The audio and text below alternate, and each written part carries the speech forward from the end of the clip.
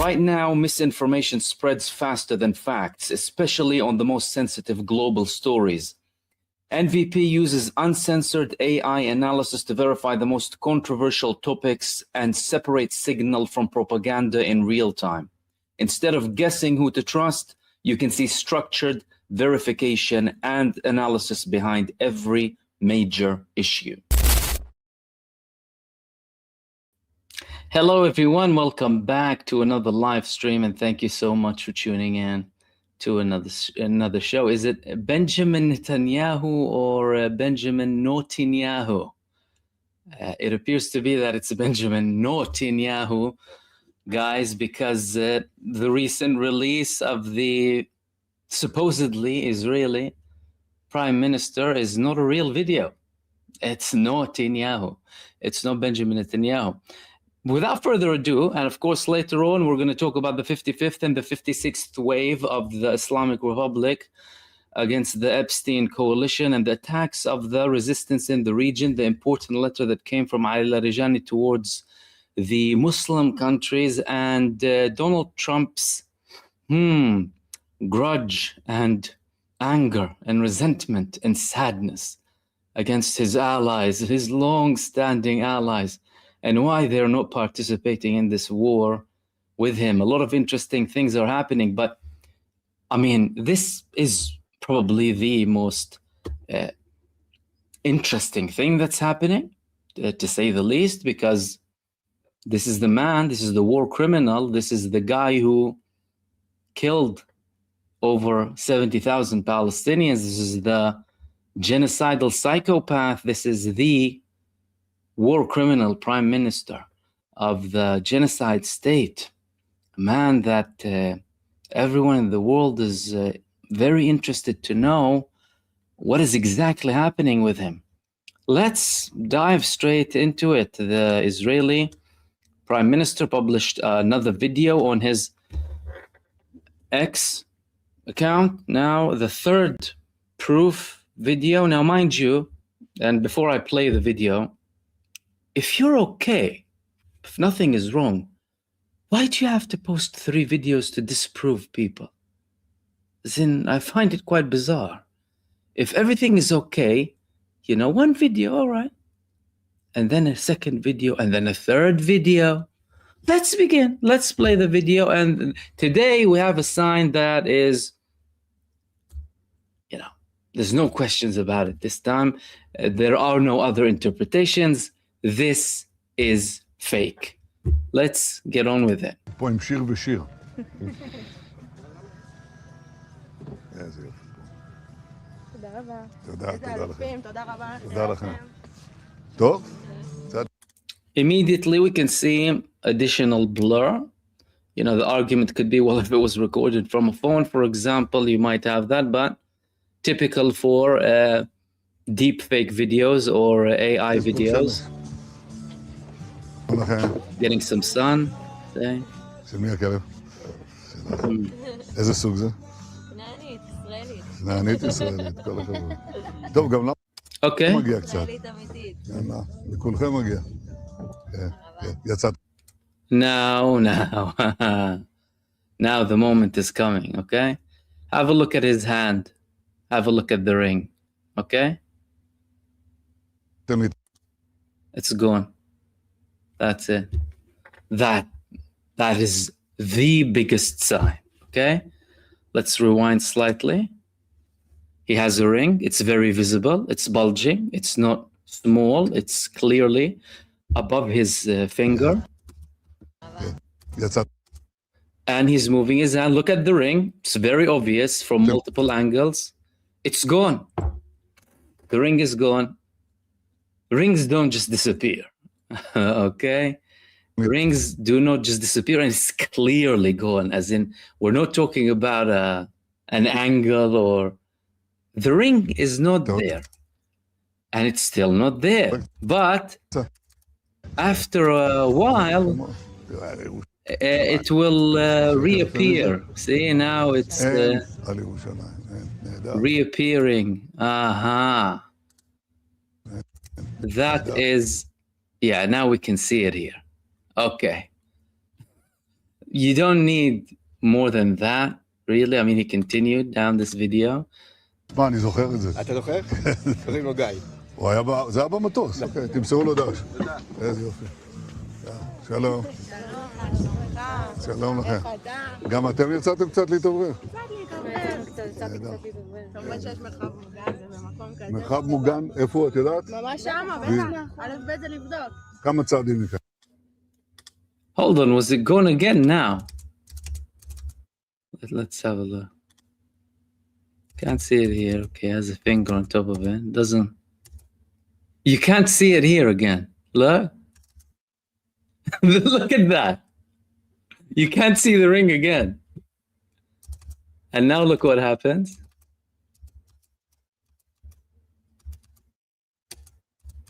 The ring is back. This is Netanyahu.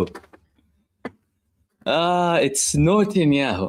It's not Benjamin Netanyahu. This is Netanyahu. הכי חשוב. ואנחנו נשמור על עצמנו. מצוין, זה בדיוק. חד משמעית. את אמרת הכי טוב. הציבור מבין את העניין. אבל הנה הפרט הכי חשוב. איך קוראים לך? שיר. מה ששיר אמרה, ואת? שיר גם. יש לנו שני שירים כאן. מה ששיר ושיר אמרו זה הדבר המרכזי. צריך להבין, זה דורש אורך רוח, אבל זה גם אפשר לפעמים לצאת לרוח, להתאוורר, אבל תמיד להיות ליד מרחב מוגן, וגם פה יש. Okay. Yeah. So twice we had it. First time we had it here. Okay. Let's slow it down slightly.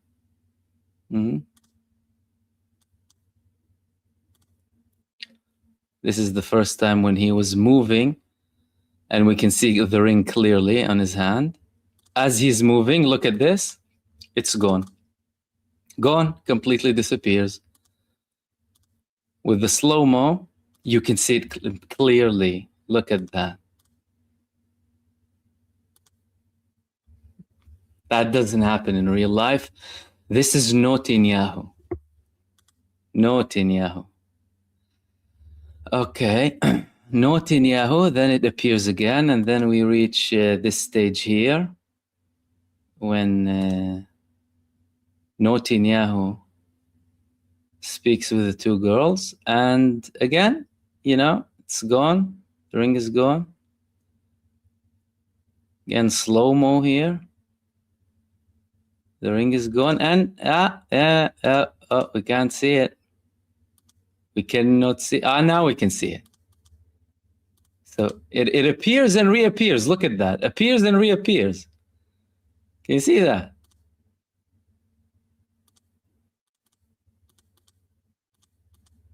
That's it.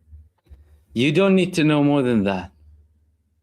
That is not the Israeli Prime Minister Benjamin Netanyahu. This is not a real video of him.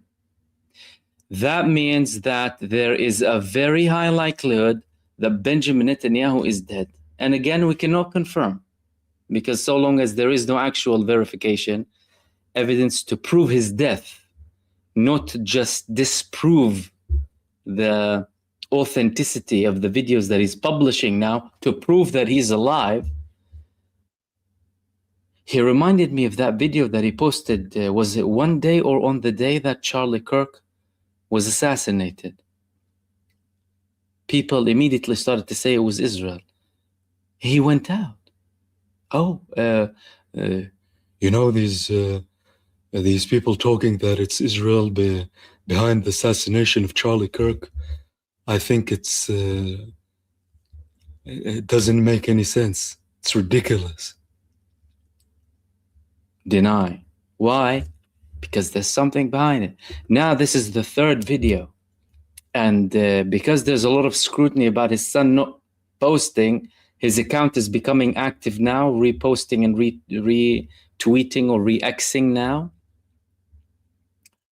So it could be that all of them are roasted. It could be that what's for sure is this is 100% a fake video. And the fact that a country is actually resorting to publish fake videos of its prime minister during war rings very many alarm bells. Very, very many alarm bells. And the notion that they would be trying to mislead the enemy by posting these videos, by the way, doesn't make a lot of sense in this case, especially as we're seeing a proof that this man is not Benjamin Netanyahu. I mean, again, before this, he was John O'Sullivan, Benjamin Milikovsky, It's a nation of imposters at the end of the day, a country of imposters.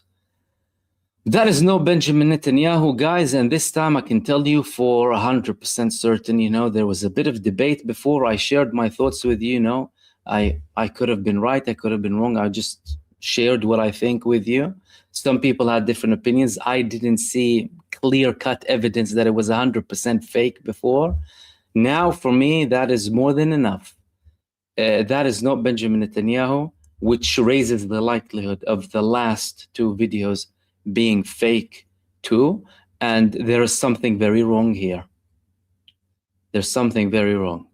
There was one video as well of a close figure of the American President Donald Trump, who was called out during a meeting during which he was told something. And when he came back, he was kind of, taken aback, to say the least. He didn't look right. Some people assumed that this guy was being told that the Israeli president and prime minister was killed following that meeting that he had with Donald Trump. And more people spoke about the fact that, well, that is another proof that you have there that Benjamin Netanyahu is not among the living, or at least Israel is posting videos of a fake Benjamin Netanyahu because something happened to Benjamin Netanyahu. One other thing that was very interesting about this video about Benjamin Netanyahu in particular is that he actually visited the place before, approximately in 2024, and usually with a deep fake or even with an AI prompt, it's much easier to give the AI a prompt with a video or an image so that it can work on it and build on it, and it will come up with a more accurate scene or an accurate image, if you are familiar, of course, with it. If you don't use it, it's going to be a bit more difficult to understand. But that is likely what happened here. They took an old video of Netanyahu and they artificially generated a new video of a cafe that's supposedly been shut for some time. Now it's getting awful reviews because people know where it is, which clearly indicates that we're talking about a scene here, nothing genuine. And that is not Bibi. That is not Bibi, ladies and gentlemen. So he could have been assassinated, he could have killed, and it's a very dramatic thing. I mean, this would be a very huge accomplishment for Iran, because Iran, well, the IRGC yesterday said that, or the day before that, whether he's killed or not, we're seeking to kill him. Anyway, I shared that statement with you, which, it would be a huge success for them if they did that. But so far, Israel is not confirming. And on the ground, they're facing a lot of trouble. There have been 2 new waves now that we're going to talk about in this live stream, alongside the videos that are coming in, more destruction, more firepower, and more accuracy from Hezbollah, more escalation coming from the resistance fronts, and also a message coming from Ali Larijani to the Arab and Muslim states. Let's begin with the 55th wave. What happened in the 55th wave?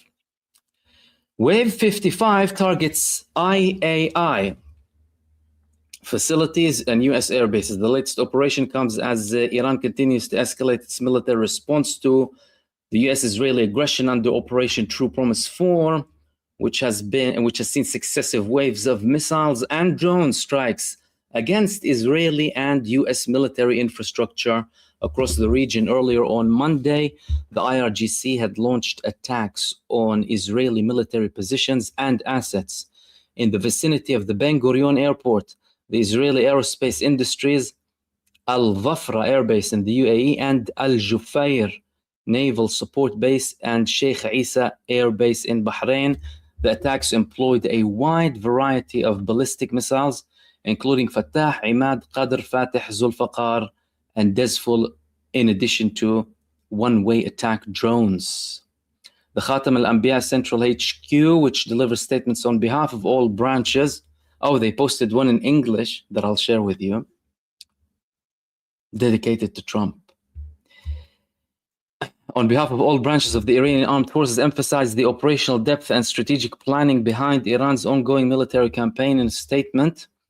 And according to the announcement, the Islamic Revolution Guards Corps Navy carried out a precise strike against Central Ammunition Depot in Al Dhafra Air Base, prompting significant explosions and forcing the relocation of American fighter jets to other bases.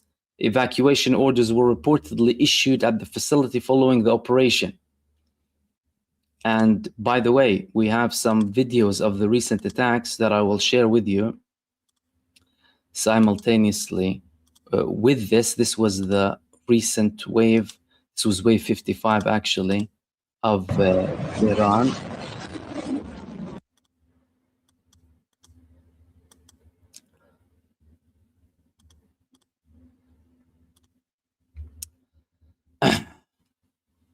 The statement also highlighted Iran's focus on weakening the logistical and operational capacity of the American and Israeli forces.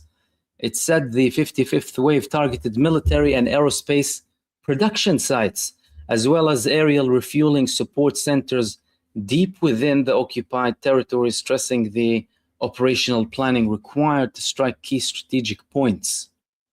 Iran's air defense units were credited with intercepting and neutralizing 2 reconnaissance and combat drones over Tehran and Jam, preventing potential enemy attacks.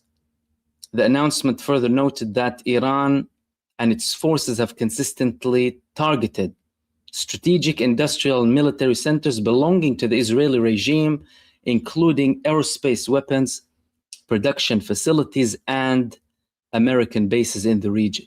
According to the statement, recent satellite imagery indicates that Iranian strikes have neutralized more than 80% of key radar installations and vital points across American bases. That's a very large number or percentage.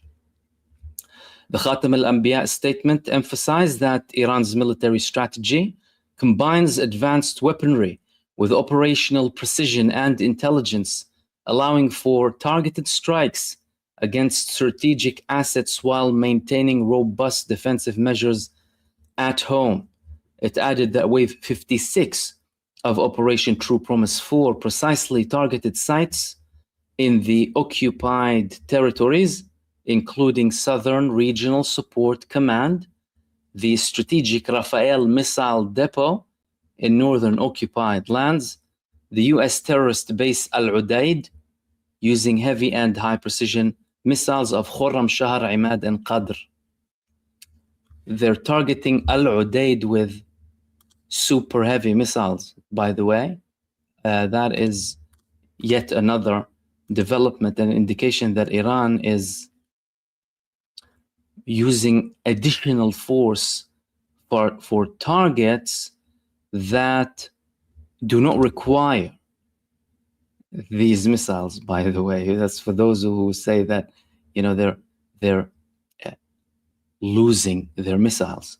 They don't need to use long-range ballistic hypersonic missiles for Al-Udaid base or any of the other bases in the region. So we're talking about significant development here and significant power coming from Iran and capability with more than enough power and resources. Simultaneously, they said the IRGC drones units launched a wave of lethal attacks against separatist positions in Erbil. That is despite the fact that they are actually not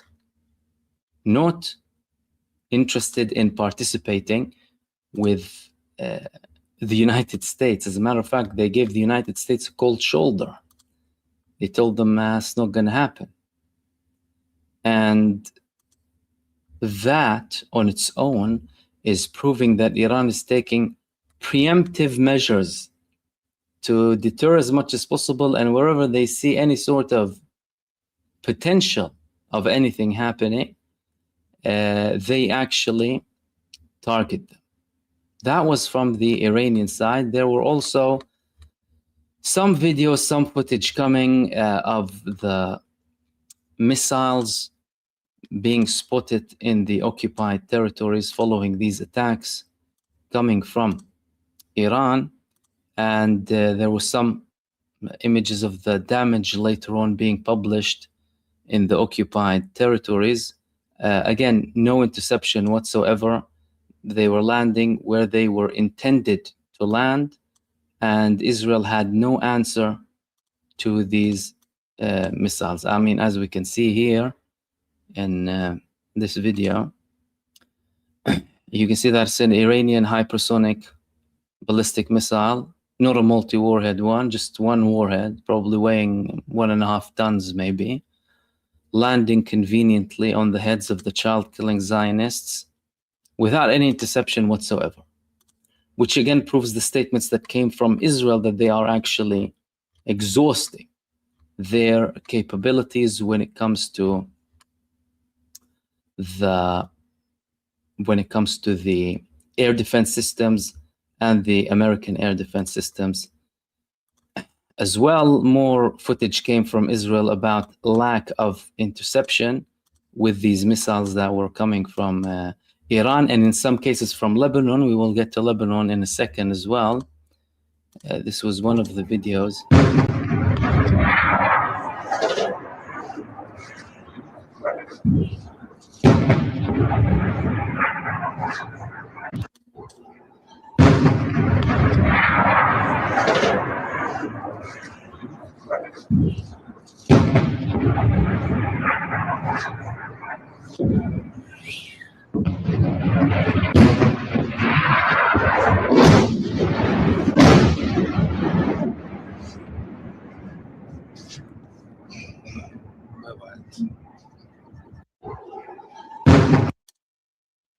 These were actually missiles from Lebanon.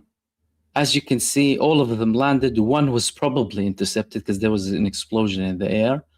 And this was the impact. You can hear the impact. Let's have a look at it again.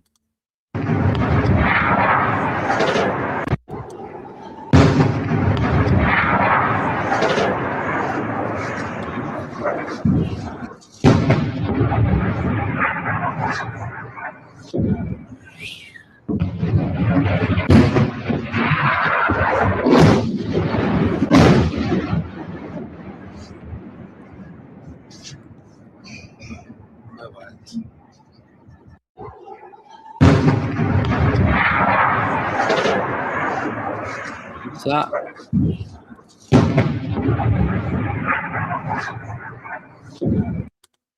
all of the missiles landed here. There was probably this was probably interception. Again, we can't even confirm that. The Israeli air defense systems stopped actually working properly now with the Lebanese resistance with Hezbollah, which really shows the level of damage and destruction that these missiles are causing. And there were also images and footage of the damage that these missiles caused inside of Israel. Significant damage that some accounts posted. Of course, again, there's a lot of censorship. There's a lot of heavy censorship. and this was also another missile from Lebanon, reportedly, that landed without interception.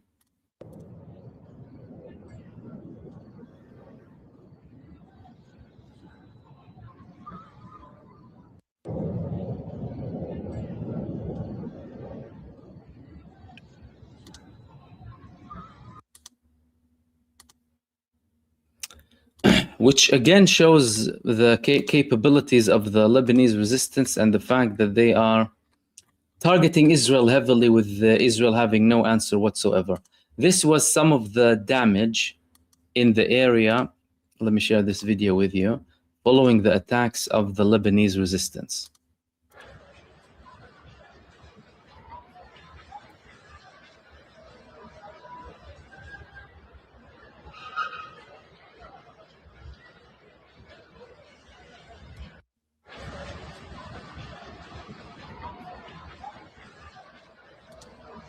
Now, these, of course, weren't the heaviest missiles of the Lebanese resistance, by the way.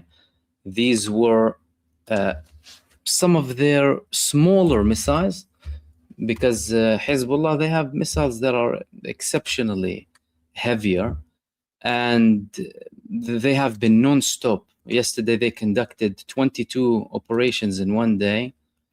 Today, they've had many statements. I mean, I'll read some of them to you.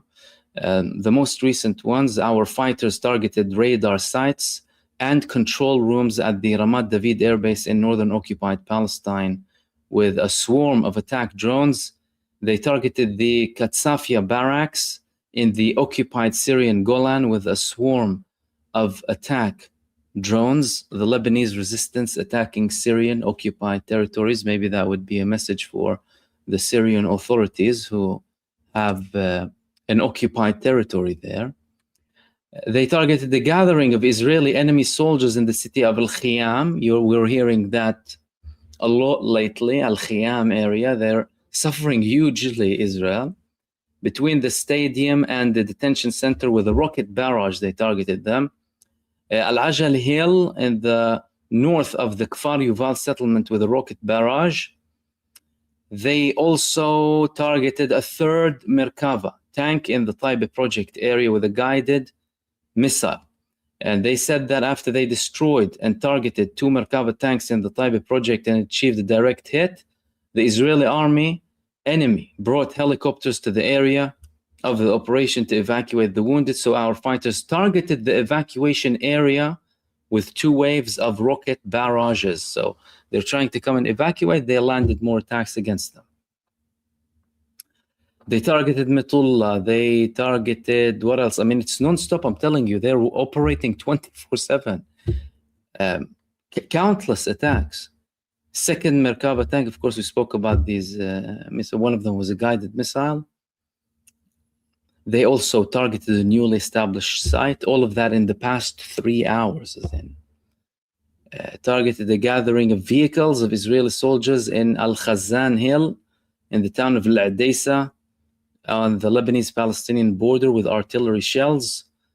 Vehicles and soldiers of the Israeli enemy army in the Taiba project in southern Lebanon with the rocket barrage. Missiles launched from the Lebanese resistance on multiple other parts too. And of course, at that, the Iranian attacks that came and targeted multiple locations. There were also more videos of the damage that you can see here in a more close-up.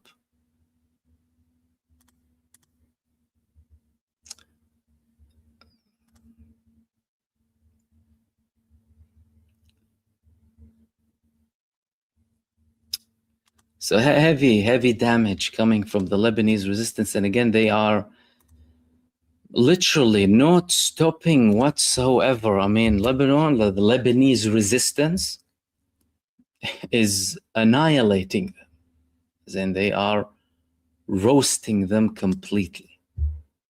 Now, Iran's missiles, of course, also caused a lot of damage. And that damage was spread from both the occupied territories and the bases of the Epstein regime in the Gulf as well. Their strikes conducted against these bases caused severe damage and fires in many places. Before we move into them, by the way, I'm going to share one of the recent operations that Hezbollah published today.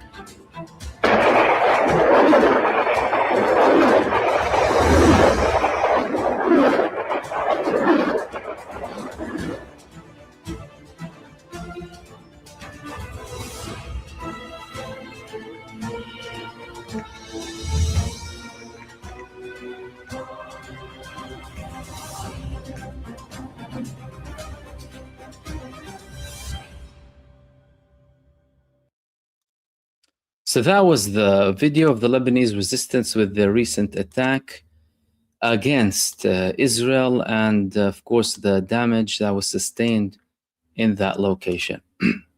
Iran, according to some reports, carried out multiple strikes against the bases, as we read before.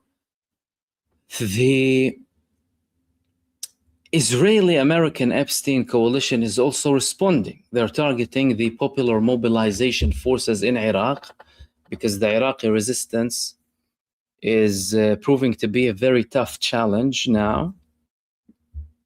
The Victoria base, multiple attacks, other U.S. assets. They targeted assets that are regional too. All of that is very important. So that means the fronts outside of Iran are conducting operations that are not restricted in their own territories only, but wherever there are enemy targets. And of course, with the Arab countries, several Arab countries have multiple bases inside them.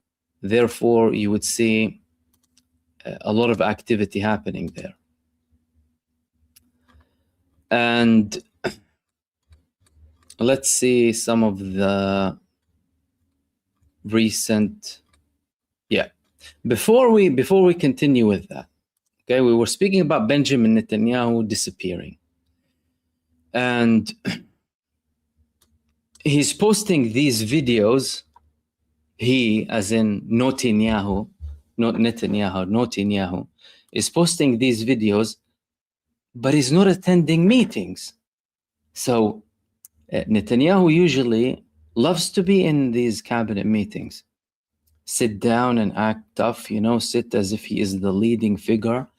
And now we can only see, for the second time in a row, by the way, only the genocide minister, the defense minister of Israel, Israel Katz, sitting with several figures in the Israeli army, and they are conducting a meeting. Now, why is Netanyahu not there? Netanyahu usually always participates. And if you notice, by the way, there's another person missing in this video. And that person is Eyal Zamir. If you saw the previous video, Zamir's face wasn't really all happy because he has a lot of tension, severe tensions between him and the defense minister, Israel Katz. Katz doesn't have solid military background. Netanyahu appointed him to be a yes man. Usually the position of a defense minister in Israel is an ex-IDF chief of staff. Netanyahu didn't do that. because he wanted to control the army. Everything's politically motivated and Netanyahu motivated. Even when he appointed Zamir after the previous one went out, because he had problems with him too, and the previous defense minister was sacked by, well, pushed away by Netanyahu at least, if not sacked. They had problems, and the serving one, Zamir, has severe problems with Katz. That could be one of the reasons why he's missing from this meeting now. So we have two alarm bells from this recent site. Number one, Netanyahu, for the second time in a row, isn't participating in a cabinet meeting of what could probably be labeled as Israel's most important war, one of Israel's most important wars. Of course, in Israel's history, they had very many important wars: 1948, 1967, 73, significant wars, and the intifadas and what have you, first, second Lebanon one. This one with Iran is one of the top ones. Al-Aqsa flood, of course, that started this recent wave. I mean, we can safely say this is a continuation of it. So number one, he's missing from that meeting. Two is the Israeli IDF chief of staff. What is the problem with that, you may ask? Okay, well, they don't get along together, they don't meet together. We're talking about the most important war probably in their history.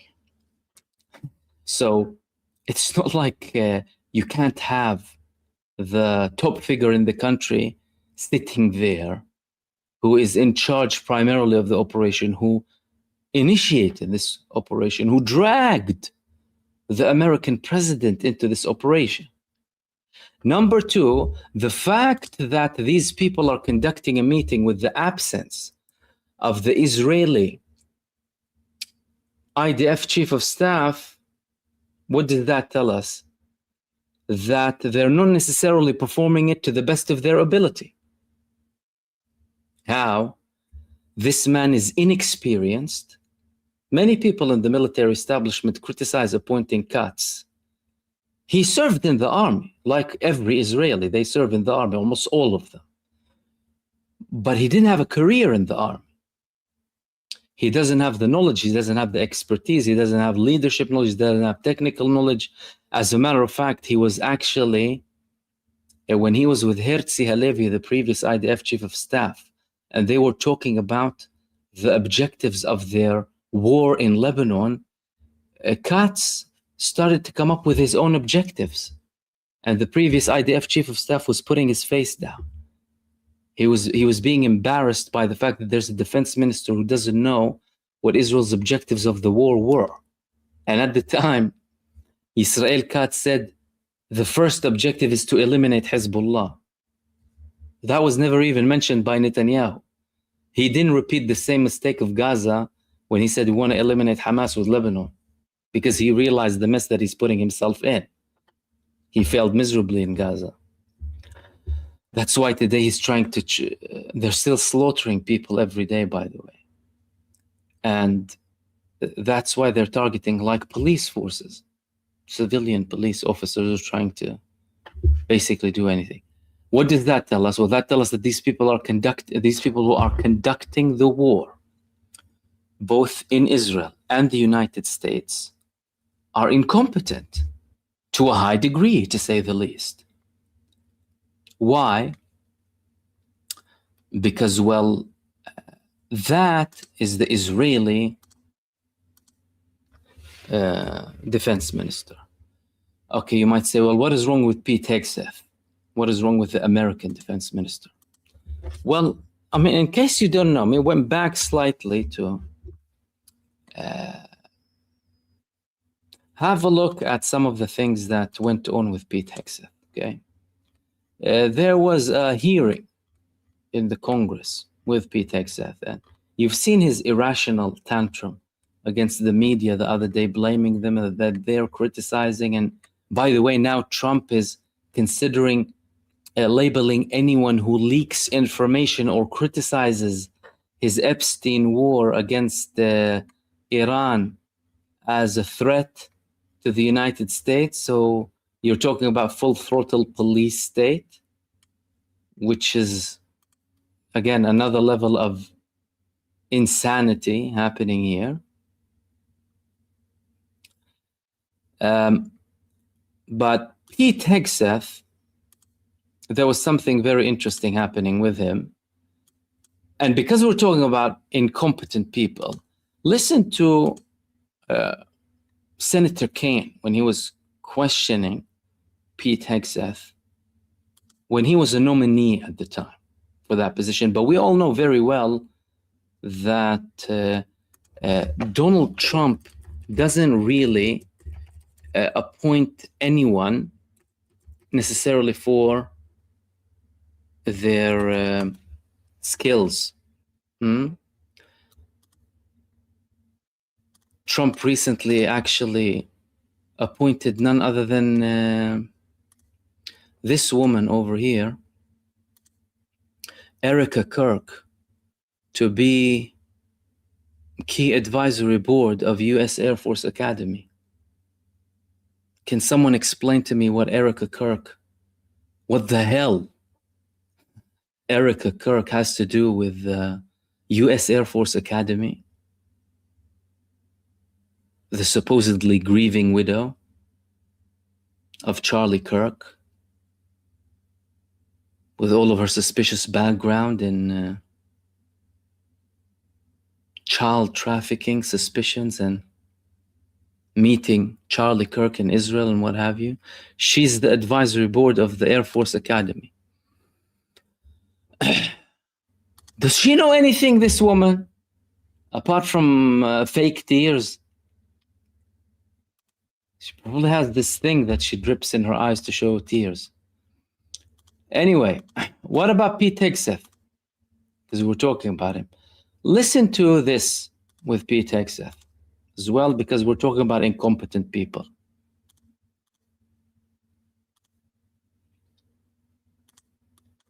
Were you fired from either of the leadership positions with the nonprofits? I was the leader. I was the CEO of Concerned I know Veterans which for ones, America but and those executive two, director were of you Vets for fired? Freedom. Were you fired from either And I of was them? never fired from a Do you have veterans organization. do you have non-disclosure agreements with either of those organizations? Not that I'm aware of, Senator. Many of your work colleagues have said that you show up for work under the influence of alcohol or drunk. I know you've denied that, but you would agree with me, right, that if that was the case, that would be disqualifying for somebody to be Secretary of Defense. Senator, those are all anonymous false claims, and the totality They're not anonymous. the letters We've on the seen- record here. They're not anonymous. On the record, people We've who've seen worked with records me with at names Vets attached for to Freedom, Concerned Vets for America, and Fox News One of attributing your to me being colleagues working said, hard every day on behalf of One of my your mission. colleagues said that you got drunk at an event at a bar and chanted, "Kill all Muslims." Another colleague, not anonymous, we have this, said that you took co-workers to a strip club. You were drunk, you tried to dance with strippers, you had to be held off the stage, and one of your employees in that event filed a sexual harassment charge as a result of it. Now, I know you denied these things, but isn't that the kind of behavior that, if true, would be disqualifying for somebody to be Secretary of Defense? Senator, anonymous false charges. They're not anonymous. And I'll just conclude and say this to the chairman. You claim that this was all anonymous. We have seen records with names attached to all of these, including the name of your own mother. So don't make this into some anonymous press thing. We have seen multiple names of colleagues consistently throughout your career that have talked about your abusive actions. Chairman, I think he's over. Even his own mother. Right? And Trump appointed him to be the Secretary of Defense. Now, again, these people, him, Erica Kirk, right? Erica Kirk now leading the American Army. Not leading the American Army, U.S. Air Force Academy. Okay. What is she going to be, the model of the Air Force, the new cheerleader, right? Anyway, that's their war. These are their wars. Okay. Now, in the meantime, on the other hand, there's a country that is writing history. And that history is, that country writing history is called Iran. Iran is writing a new chapter in history. by targeting on its own, with a couple of resistance movements, the biggest superpower, arguably the biggest superpower in the world, destroying its bases, completely eliminating its assets in West Asia, dictating the tempo of the war, and leading the American President Donald Trump to say that he actually might not have to be there. You know, we don't need to be there, right? We don't need to be there. Maybe there's an argument we don't need to be there. It's their energy, and it's their attack. And that was stated very clearly today by the Iranian Foreign Minister Abbas Araghchi. این که ما میگوییم آتش بس نمیخواهیم، نه به این دلیل که دنبال جنگ هستیم، به این دلیل که این بار این جنگ باید به شکلی تمام بشود که دشمنان ما دیگر هرگز به فکر تکرار این حملات و این تجاوز نیفتند. و من فکر میکنم تا همین الان هم درس خوبی فرا گرفتند. فهمیدند که با چه ملتی طرف هستند که در دفاع از خودش هیچ تردیدی نمیکنه و آمادگی داره که جنگ رو تا هر کجا که هست ادامه بده و به هر کجا که هست بکشه. این که ما میگوییم آتش بس نمیخواهیم. Outright bravery here and resilience coming from the foreign minister, Iran's top diplomat. And again, we saw the attack still going ahead. This was from one of the drone attacks in Al-Fujairah, reportedly, a US hub in the UAE today. Fire coming out in multiple places. And there were also statements today. There were also statements coming from, well, one of the most important statement today came from none other than Ali Larijani. Ali Larijani sent a message to the Muslim world. And that message was quite an important message here. Probably in a hope to kind of, make the countries change their way, make the countries do something, or at least choose a side. Let's listen to what he had to say today, what that actual letter entailed, and what is the likelihood of anything changing after this statement from Ali Larijani. Okay. Ali Larijani, that's Ali Larijani, said his letter to Muslims in the world and the Islamic countries. He said, in the name of Allah, most gracious, most merciful, to Muslims throughout the world and the governments of the Islamic countries, Iran, number one, it consisted of 6 points, okay? 1, Iran has been subjected to a deceptive American Zionist aggression that took place during negotiations, the aim of which was the dismantling of Iran. The aggression led to the martyrdom of the great leader and selfless devotee of the Islamic Revolution, as well as a number of civilians and military commanders. However, the aggressors faced a solid national and Islamic resistance from the Iranian people. You know that, with the exception of rare cases and only within the limits of political positions, no Islamic country stood by the side of the Iranian people. Despite this, the Iranian people, through their strong will, were able to suppress the attacking enemy until he has become today unable to find a way out of this strategic impasse. Iran is moving forward on the path of resistance in confronting the great Satan and the lesser Satan, namely America and Israel, but is the position of some Islamic governments not contradictory to the saying of the Prophet, peace be upon him, who said, "He who hears a man calling out, 'O Muslims,' and does not respond to him is not a Muslim." So what kind of Islam is this? Some countries have gone further, saying that Iran has become an enemy to them because it targeted American bases and Israeli interests on their lands.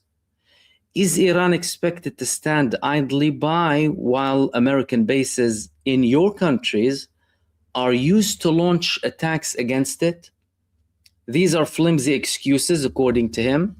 And he continued, the confrontation today is between America and Israel on one side and Muslim Iran and the forces of resistance on the other. So which side do you stand on?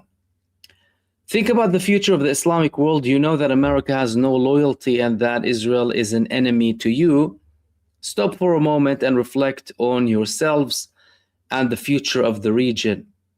Iran is a sincere advisor to you and does not to seek hegemony over you. The unity of the Islamic Ummah, if achieved with full strength, is capable of ensuring security, progress, and independence for all its countries. Peace be upon you, a servant of the servants of Allah, Ali Larijani. Very interesting message, very accurate message. There is nothing wrong in this message. And in many ways, it's humiliating for many of the Arab governments and the Muslim governments across the world, not just the Arab governments, because they actually didn't participate with Iran. They didn't help Iran. As a matter of fact, some of the Arab governments are shamelessly blame shifting and condemning the Iranian attacks while simultaneously claiming to condemn or oppose Israeli aggression against them. Israel, a country that has openly declared it's looking to expand its territories, to reshape the region, to have a greater Israel, and the United States administration, on the other hand, completely in line with this plan. Mike Huckabee said it would be totally fine if Israel occupied all of these Arab lands. If it was the greater Israel, the only thing we heard from some of these Arab countries is condemnation. What is the likelihood of Ali Larijani and his words being listened to? Chances are, personally, and that's my opinion, I'm not very hopeful that many of the governments will listen. The people are listening. Anyone with a sound mind, whether in the Arab Muslim world or across the world, understands the prospect. But the situation in many of the Arab and Muslim countries is helpless.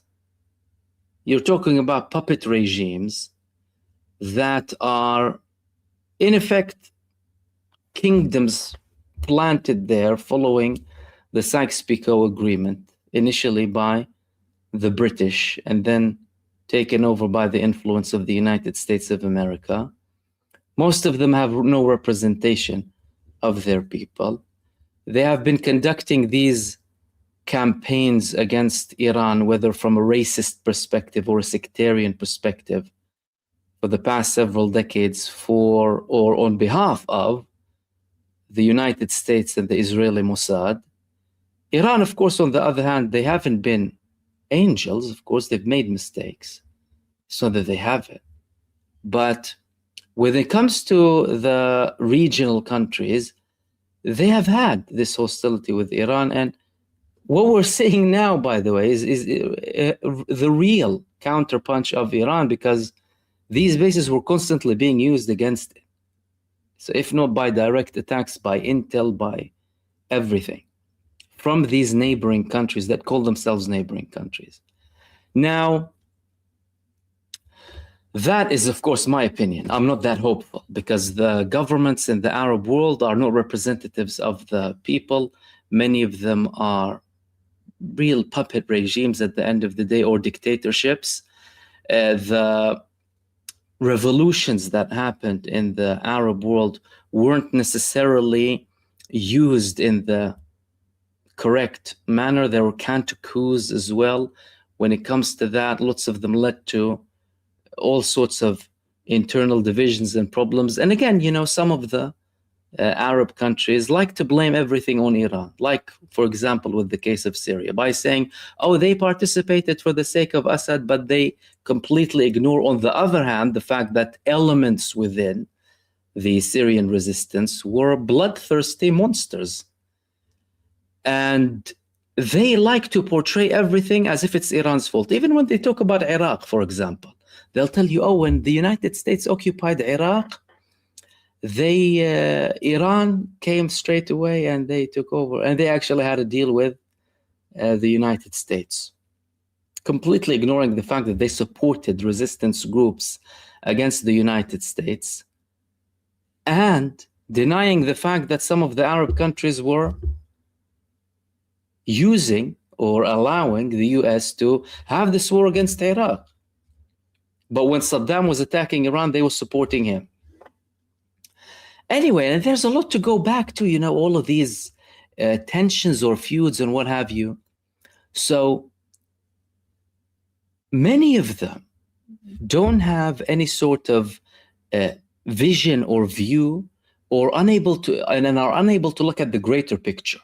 And they claim that Israel is a threat, but at the same time, when it comes to someone confronting Israel, they wouldn't really participate. They'll tell you, oh yeah, it's Iran only, and yeah, maybe it's all a show and they're going to have a deal with Israel and we're not going to actually support them now, when they haven't thrown a rock at Israel, any of the neighboring countries, apart from the resistance movements. The Lebanese government operating on behalf of the United States, Syria only talking about Israel and withdrawing and diplomacy, but when it comes to anyone else, they'll act in a militant manner. Jordan, he's been passing all of this assistance to Israel and intercepting as well. Egypt, a genocide happening next to your door, 24/7, and in the greater context as well. Azerbaijani oil flows through Turkey to Israel, despite official statements from the Turkish authorities that they cut all ties with Israel. Other countries in the region. And despite some statements coming that show a level of maturity, so for example, there are certain voices from Saudi Arabia, from Qatar, and from other countries too, that have a level of maturity. Like, we're not going to get dragged into a war with Iran, for example.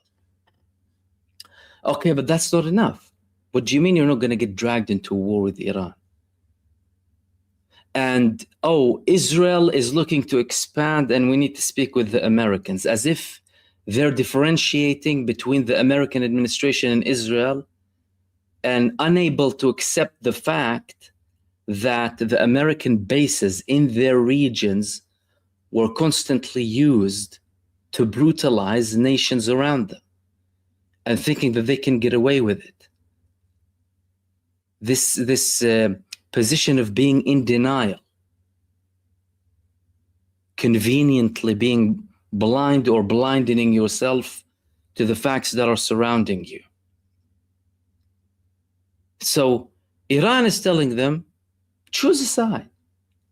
The United States is supporting Israel. You can clearly see that not only that they're using your facilities. And again, a lot of Arab mainstream media, by the way, is trying to spin things as much as possible by either downplaying the effect of Iran, increasing the level of impact, and trying to portray Iran as an aggressor on these countries and their civilian infrastructure, without saying a word about the presence of these American bases in those countries. A state of inner conflict. So you can't be, totally honest with yourself when you're denying these facts. So they're not putting all of the cards on the table.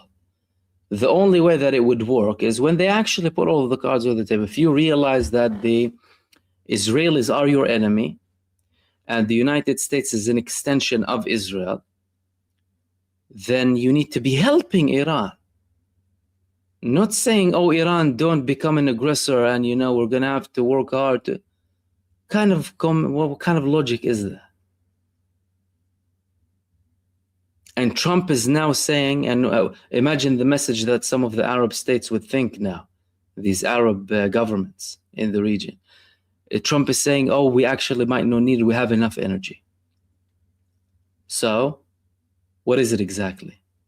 So, they're not realizing so far, some of them, that the whole plan includes dragging them into a war with Iran and using the bases from within to attack Iran, with or without their consent, to drag Iran to respond, make this a battlefield, try and convince them to participate. And when they do, they'll become in an even weaker position so that Israel can expand easily. And the reality is, hardly any of these governments are going to really listen. I mean, when you're blinded by your own inconsistencies, when you don't have a moral compass, when you don't have a strategic vision, when you are either blinded by sectarianism or racism, or brainwashed to a level where you're not looking to look past the past or criticize your own past too, and look at the future, you're going to go nowhere. And if the United States keeps supporting Israel and Israel decides to attack any of these countries, by the way, the Israeli boots will be on your heads and your people's heads. Unless, of course, they're completely fine with that, in having Israel occupying their territory. I mean, in essence, what we have seen now is a translation of the real Sykes-Picot Agreement. Because the United Kingdom and France at the time divided the region between them. With the collapse of the British Empire and the rise of the American Empire, America took charge and started to have more influence. But for those who say, like, where are the Arab states? The Arab states are part of the same game. They're run by the same people. They pledge the same allegiance to those who planted Israel there. And Al-Aqsa flood and Gaza and the genocide in Gaza and everything that came following that, reaching to the level of the war with Iran, is now putting everything on display. Everything is clear. There is nothing hidden anymore. Real resistance is showing. Real cowardice is showing. The genuine supporters of Palestine are sacrificing their life for Palestine, and the fake slogan raisers of, oh yeah, we support the Palestinian cause and this and that, but when it comes to the moment of truth, they back down and start actually criticizing the side that's hurting them the most. We can see you for who you are. Nevertheless, this message was necessary. This message was necessary because it is an attempt. It's an attempt to wake up some of the Arab and Muslim governments, because some of them are still sleeping in that very long sleep. They're still having the same delusion that the United States administration is there to protect them and not prioritize Israel on them, by the way. When really and truly what is happening now is that the Arab governments, the same governments that had, imagine how humiliating this is, by the way. The same Arab governments that gave Donald Trump trillions in the form of investments. Jared Kushner comes and they'll throw trillions at him and millions and billions, him and Donald Trump. Without question, they're pledging to invest more, pledging to this and that. Imagine how humiliating that is for each and every single one of them to be facing this situation now. All of this money, all of these investments, all of these arms that you bought from the United States, all of that isn't working. Getting depleted, getting hammered, getting flattened, and Israel is blatantly being the preferred option for the United States in terms of defense, assets, deployment, anything to do with that. And now Trump is trying to beg other countries to participate to lift the pressure off him. He's saying, he's sad about the United Kingdom and Germany. Very upset with the fact that they're not going to participate. Germany is now telling him, we won't help you open the Strait of Hormuz. Imagine how much of a humiliation that is to him. He's trying to ask China and other countries to participate. No one is participating. He's criticizing the United Kingdom, and he's criticizing Keir Starmer, and he's criticizing everyone who isn't willing to go in with them.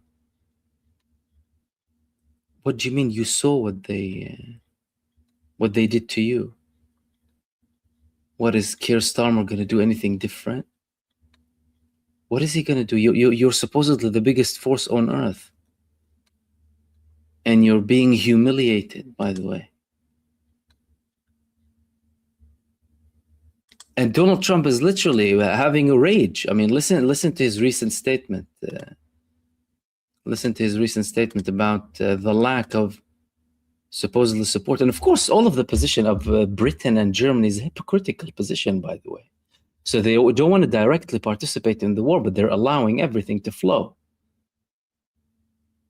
So they are in it. They have blood on their hands, but they want to appear to be holy. When you allow the United States send bombers from your bases in the UK and Germany to go and kill children of Iran, sorry, but you have blood on your hands. But anyway, that's not enough for Trump. Listen to what he had to say. I was very surprised with the United Kingdom, because the United Kingdom, 2 weeks ago, I said, why don't you send some ships over? And he really didn't want to do it. I said, you don't want to do it. We've been with you. You're our oldest ally. And we spend a lot of money on, NATO and all of these things to protect you. I mean, we're protecting them. We're working with them on Ukraine. Ukraine's thousands of miles away, separated by a vast ocean. We don't have to do that, but we did it. Well, Biden did it. I mean, I have to be honest with you. Biden got taken to the cleaners. But we worked with them in Ukraine. We don't need to work with them in Ukraine. And then they tell us that we have a mine ship around, and they don't want to do it. I think it's terrible. No, I was very surprised. I told him, we requested 2 aircraft carriers, which they had, and he didn't really want to do it. And then right after the war essentially ended, meaning they were obliterated, he said, I would like to send the aircraft carriers. I said, I don't need them after the war is ended and won. I need it before the war. So I was very upset not upset, I was not happy with the UK. I think they'll be involved, yeah, maybe. But they should be involved enthusiastically. We've been protecting these countries for years with NATO, because NATO is us. You can ask Putin. Putin fears us. He has no fear of Europe whatsoever. So he wants them to participate. Why? Because he's unable to do the job on his own. Because Iran is dictating. The tempo, Iran will be dictating the outcome as well.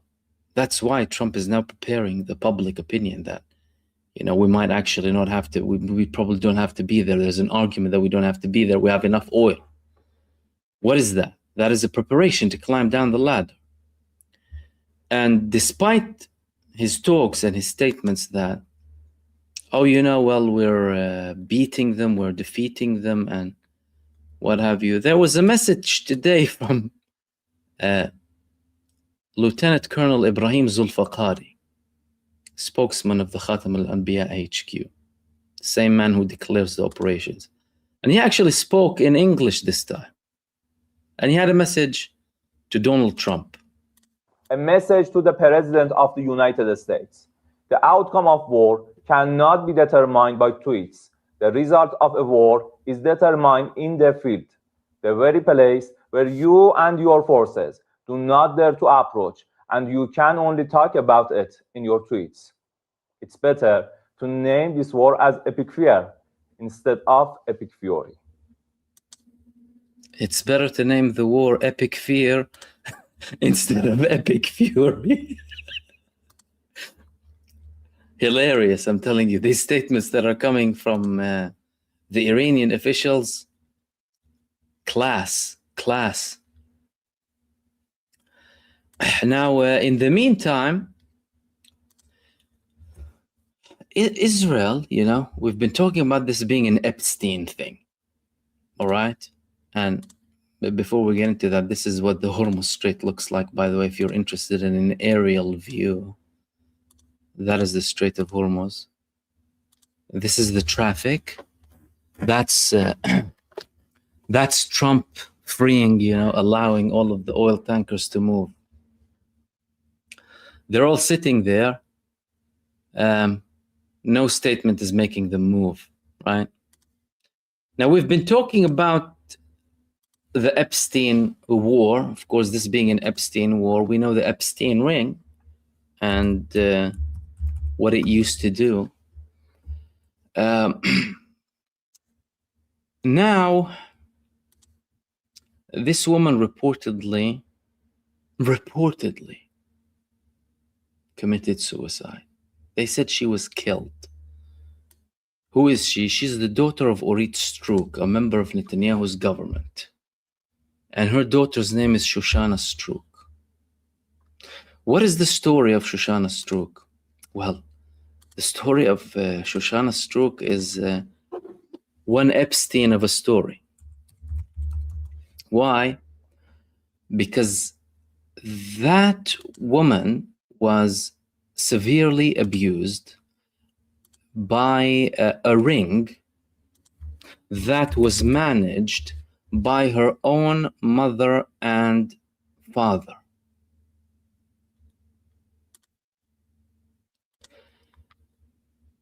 This was one of her one of the latest videos before she was, reportedly killed, now missing.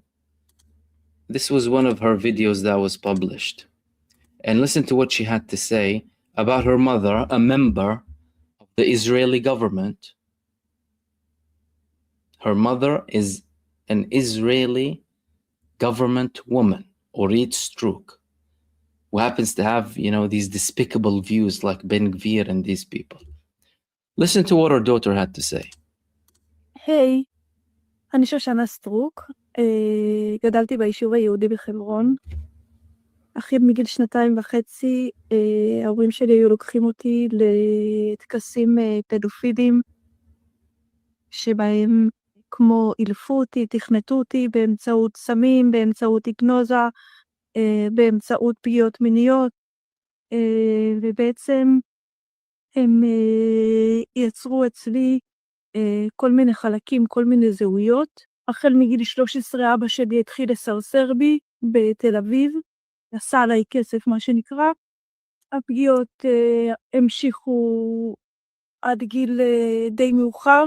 בעצם מה שקרה עכשיו זה שאפילו שכבר פרסמתי את זה, ואפילו שכבר סיפרתי, אבא שלי ממשיך לפגוע בי. הוא הגיע לדירה שלי, ואני שכרתי דירה באופן עצמאי, גרתי לבד, הוא הגיע לדירה ופגע בי שוב. הוא הביא איתו גם עוד בן אדם, את הבן אדם הזה הוא בעצם מכשיר כדי שיוכלו להמשיך לסרסר בי גם אחרי שאבא שלי ימות, כי ככה זה עובד, הם מעבירים את זה ככה דורות בין הדורות, את הפגיעה, את הסרסור, את הניצול המיני של ילדים, את הניצול המיני של נשים. מאז הפגיעה האחרונה עזבתי את הדירה שלי, אין לי בית, לבינתיים מצאתי כמה אנשים טובים שמסכימים לארח אותי כל אחד לכמה ימים, אבל אין לי ממש דרך לפרנס את עצמי, כיוון שאני מתמודדת עם הפרעת זהות דיסוציאטיבית, זה נקרא DID, אני נמצאת במצב נפשי מאוד מאוד מאוד קשה, ויש סכנה אמיתית שאני אגיע באמת לרחוב. אני חושבת שמאוד מאוד חשוב לעזור לי, כן, שתהיה לי תמיכה נפשית, שיהיה לי ביטחון כלכלי, שיהיה לי שקט נפשי, שיהיו לי אנשים שיעזרו לי, שיהיה לי ביטחון פיזי, שיפסיקו לפגוע בי. מאוד אשמח לכל עזרה כדי שאני אוכל להגשים את החלום שלי ולעזור גם לנשים אחרות שעברו פגיעות טקסיות. אמנם אני עכשיו במצב קשה, אבל בהשכלה שלי אני למדתי פסיכולוגיה ויש לי חלום לעזור לאנשים אחרים שעברו פגיעות טקסיות. אני אשמח לכל עזרה. תודה רבה לכם. So she was reportedly killed. They're saying they're investigating it. She posted a couple of notes saying that I'm never going to commit suicide. I won't commit suicide. If they tell you that I committed suicide, then don't believe them, right? And she mentioned several things about them being Knesset members, officers, rabbis, people with power, positions, connection, people who can make any of us disappear. If they tell you that I committed suicide, don't believe it. If they tell you that I was involved in an accident, don't believe it. And this woman is a daughter of Orit Struk, supposedly a religious woman, right? Who was a victim of a pedophile ring since the age of 2.5. Imagine. And she was still being threatened. And again, stories like that, you don't see them, in mainstream media, I wonder why. And she's an Israeli Jewish woman. Isn't like Fox News or the BBC interested in her?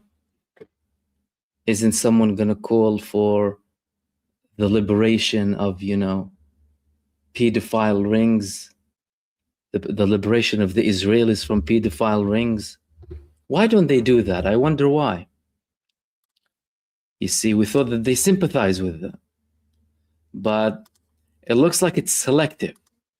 Doesn't look like they're really interested in, going all the way, They're not really interested in doing everything the way it's supposed to be.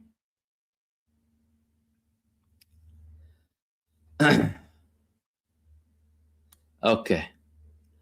Now, there's more criticism about this epic fury, Epstein fury, or epic fear, like what the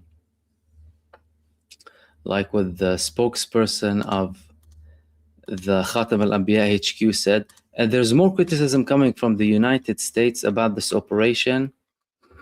And it's very clear from people who are at liberty of talking, and no one is stopping them, really, whether they are still tied with certain elements or not.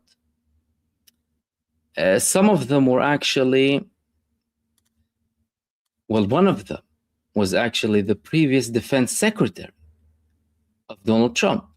Let's listen to what he had to say, and then later we'll go on to what other American people from the military background and also political backgrounds have to say about this operation of the United States of America. Who do you think has more endurance? Frankly, I think the Iranians do. I think they have survived, or I believe, I'm speculating that they probably think they survived the brunt of U.S. and Israeli attacks in these first 2 weeks, and they've managed to effect a transition of power. Their institutions remain largely intact. There is little fracturing that we can see. Maybe there's more behind the scenes, but little fracturing within those institutions. And we haven't yet seen the Iranian people come out on the street to protest.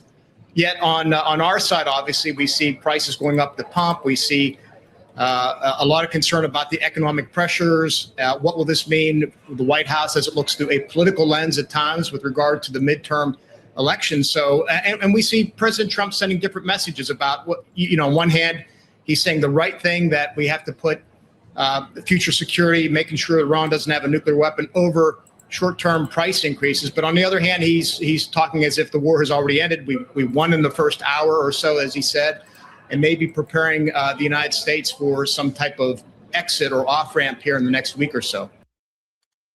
So, I mean, of course, the only thing that he got wrong there, or one of the things that he got wrong, is the fact that the Iranians aren't in the streets. No, the Iranians are in the streets, and there are millions to support their government and to support their leadership. That's where they get it wrong.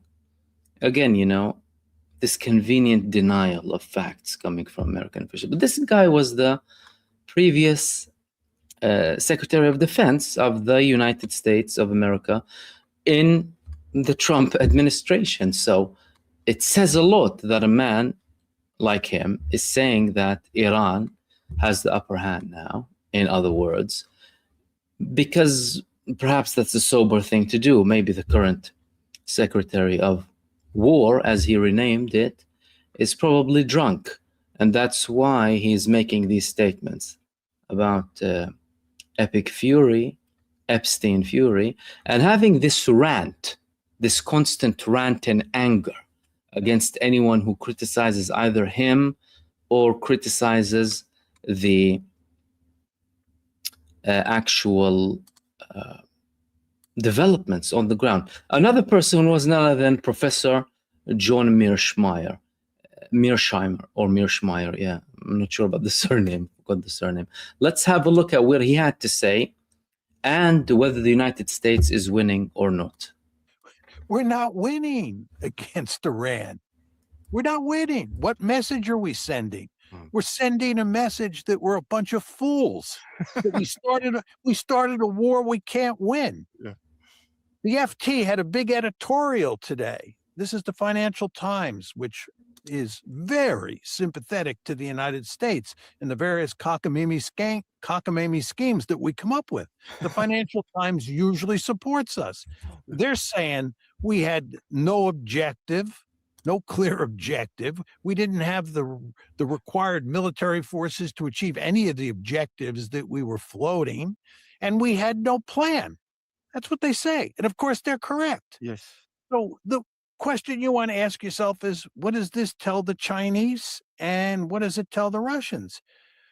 It tells them that we are incompetent. And of course, the Russians have had enough dealings with Steve Witkoff and Jared Kushner to fully understand just how incompetent we are. Yeah, and we should make it very clear that the Americans have granted Russia sanctions relief in order to allow more oil into global markets. Now, that presumably represents a windfall for Vladimir Putin in his campaign against Ukraine. The Europeans must be flabbergasted, John.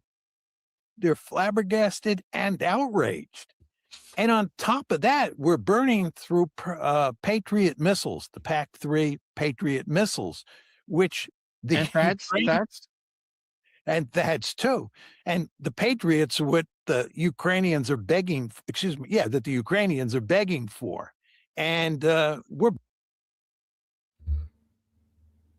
That was John Mearsheimer. And then we have the retired U.S. Army Colonel Douglas Macgregor. Douglas Macgregor also had an interesting input in a recent interview. Let's listen to what he had to say. I think our era of local or regional hegemony in the Middle East is over. I think we're going to be swept completely out of the Persian Gulf. Now, will the Persian Gulf be rebuilt? Probably. Will someone finance it? I guess so.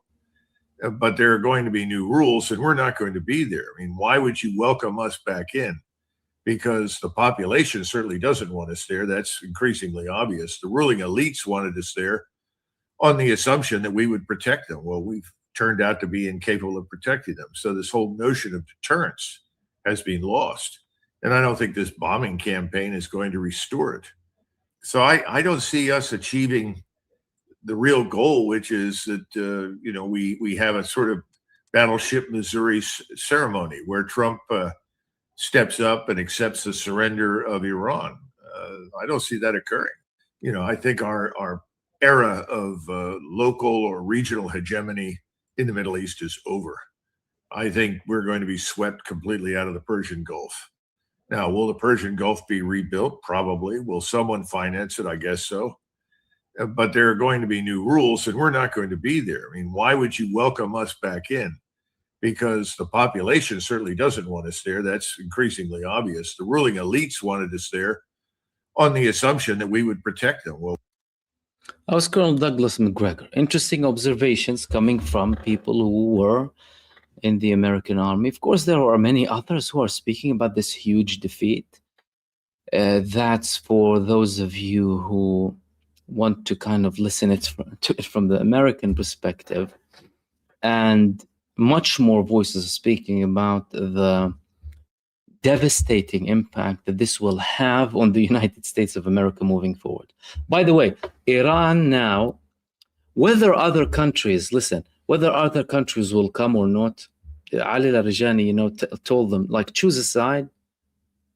You know what these people are doing. They haven't defended you. But at the end of the day, it requires honor to do something like this, and bravery and guts, a lot of faith, a lot of belief too. And those who aren't in it probably lack one or more of these things, let alone those who rely on the United States and believe all of the cards are in the United States' hands, and, come up with any argument to support that notion when Iran just shattered that completely.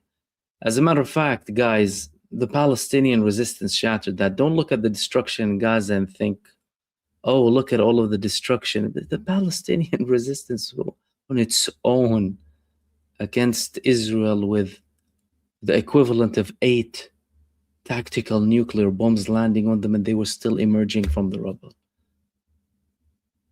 And they thought that they're going to make it with Iran.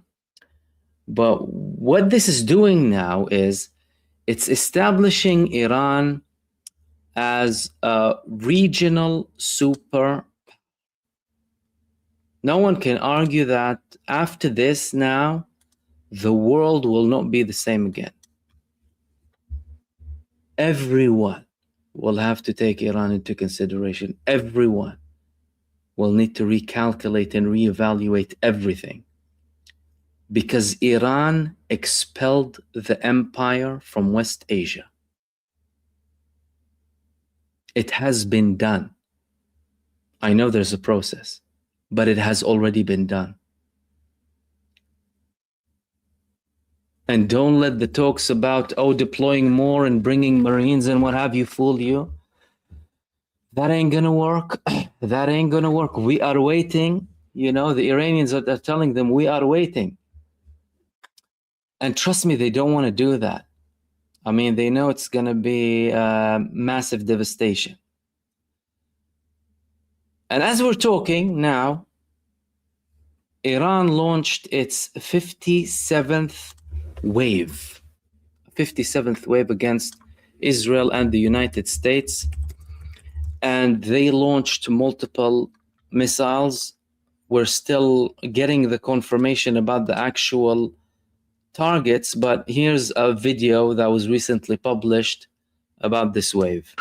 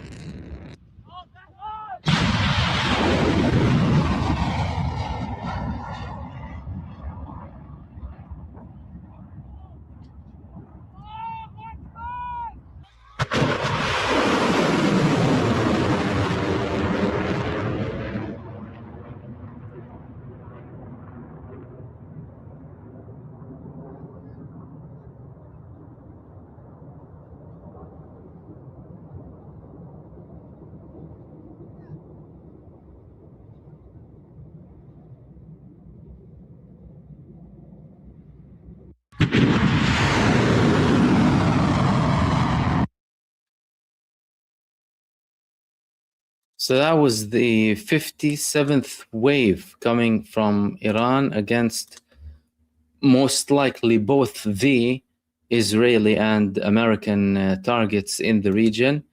The only thing that was published so far about this wave is the actual video. There aren't any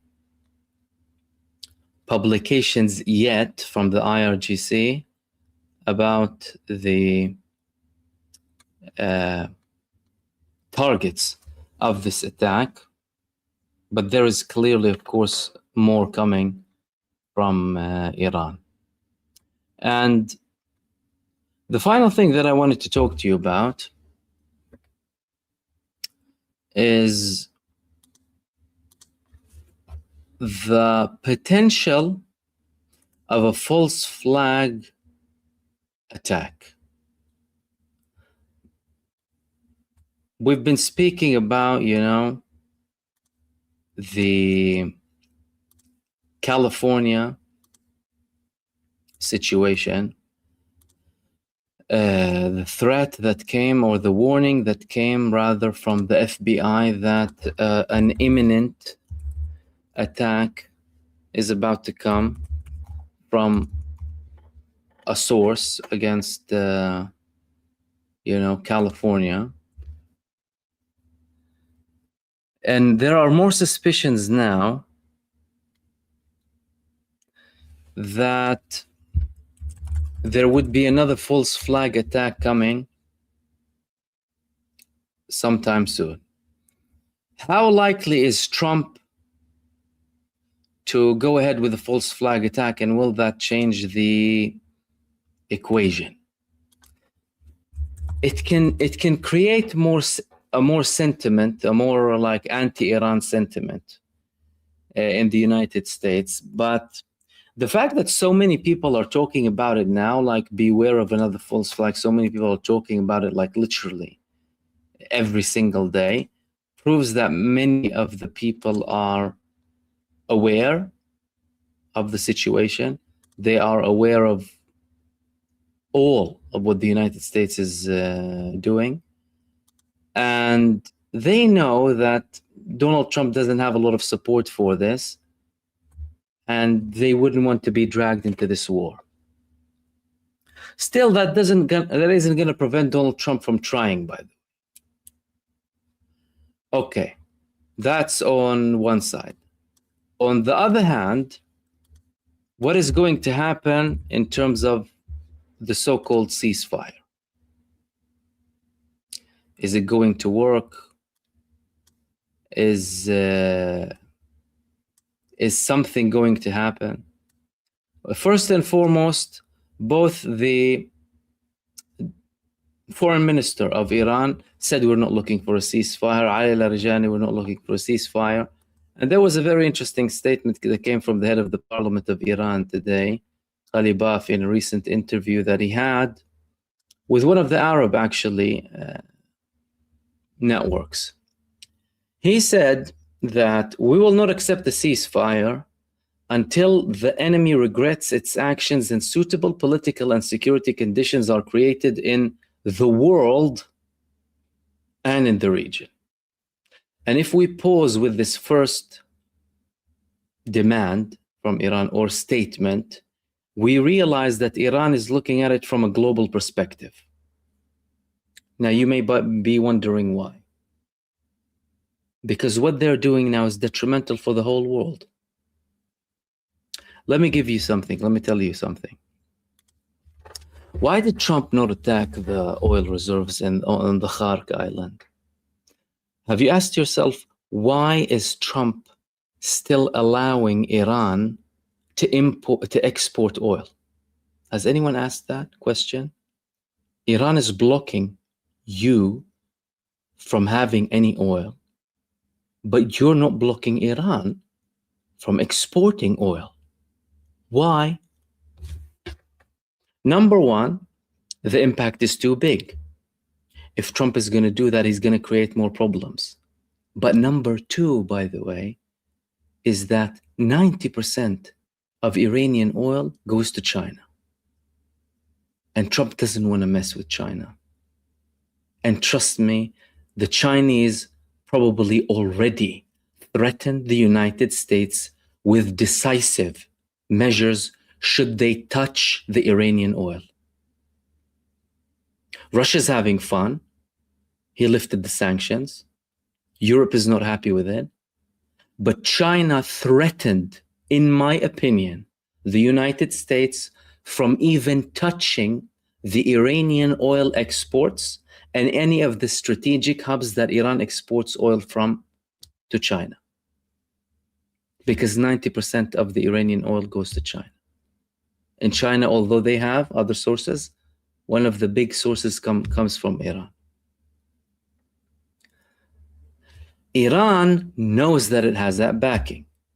And that's why Ghalibaf is saying that suitable political and security conditions are created in the world, number one, and then in the region. Iran is talking globally here. They're no longer talking about it only from a regional perspective, and they know that most likely Trump's administration already received messages from Russia and China. And let's all remember that what we deal with and what we talk about and what we analyze and what we dig and the information that we get, all of that is in the minor percentages of the information that we have available. And a lot of the things happen behind closed doors in certain conversations. They're not being released. The only thing that we can imagine and assess based on certain actions is what happened.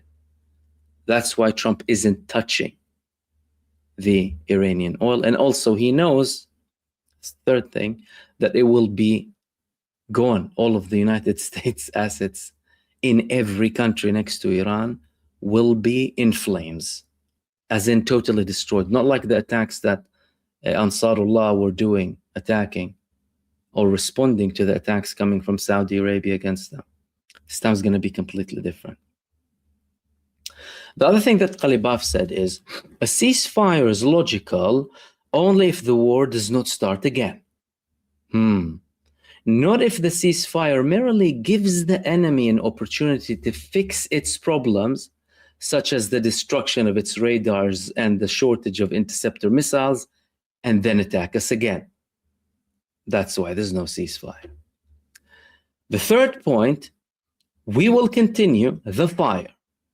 We will continue the fire, meaning we will continue the war. Look at the level of resilience and bravery and confrontation.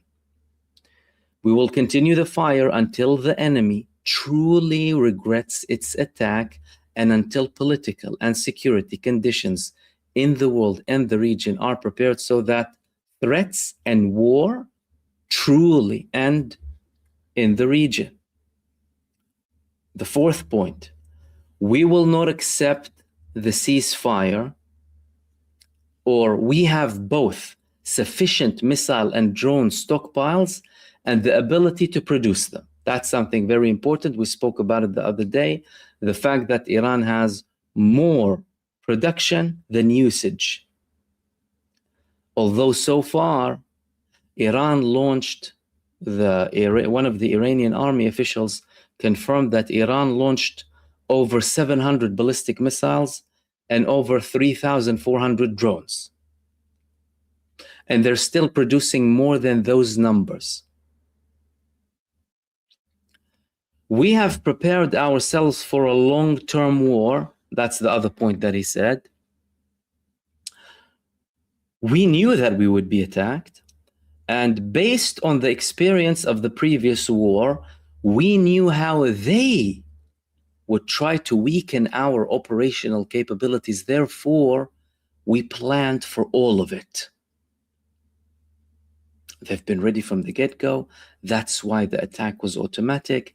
That's why the assassination of several leading figures, from the supreme leader to multiple figures in the army, did not affect anything to do with the response. And that's why the continued bombardment of several thousand targets, according to Israel and the United States, approximately 10,000, did not even harm or reduce the Iranian capability to launch retaliatory strikes whether in the form of strategic hypersonic ballistic missiles, medium-range ballistic missiles, drones, other UAVs, and other naval and land attacks. They planned for it all, and now they're implementing it because they were waiting for this moment. Then he added, I think no one believes the Americans' rhetoric anymore about destroying Iran's offensive capabilities. We have sufficient missile and drone stockpiles, and since this technology is indigenous, we also have the capability to produce them at a much higher rate and a much lower cost than the enemy's interceptor missiles. This is where it gets incomparable, by the way, because if you want to make sense of it financially, it's incomparable whatsoever. The cost of the United States and the cost of Iran, the production lines of the United States, the production lines in Iran, the fact that they already have stockpiles, 4 decades worth of stockpiles, despite being in an 8-year war with their neighbor immediately after the 1979 revolution that took 8 years and ended in a ceasefire where Iran was still coming out strong. And again, for people who talk about Iran and Iran attacking US bases in Arab countries, that was the first experience of the Iran of the revolution following the establishment of the Islamic Republic of Iran of its neighboring Arab countries. Many of them, to be specific, supporting Saddam in his war against Iran. Of course, others had different views, but that's what happened. Like they supported later on the Gulf War against Saddam, and then later the 2003 war against Saddam. If we take the statements that came from Ghalibaf that they're not going to stop the war and align them or combine them with the previous statements that came from other officials, we would have to add to the fact that Iran asked for compensation. The supreme leader said that we need a compensation from the United States, whether in the form of a direct payment, or if they're not going to pay, we'll try and take it somehow. If we're unable to, we will destroy American assets to the equivalent of the damage that they have conducted in Iran. No more bases, no rebuilding of bases.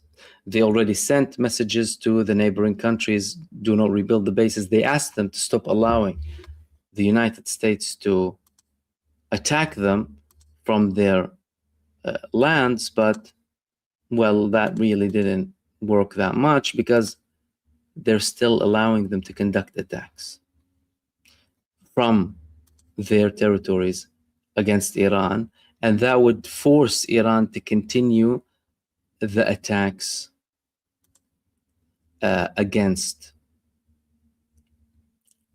them. Okay. The final thing that I wanted to talk to you about is Lebanon, because Iran spoke about certain assurances for it and its regional allies. And its regional allies, the known regional allies, are the resistance in Iraq, Lebanon, and in Palestine. How far are they going to go with all of this? And mind you, we've heard recent statements as well that Israel needs to be eliminated. We're going to continue until the end, and multiple statements that came in that regard from multiple figures in the Iranian establishment. There was a recent statement that was attributed to one of the senior figures in Hezbollah. His name is MahmoodOD. This guy.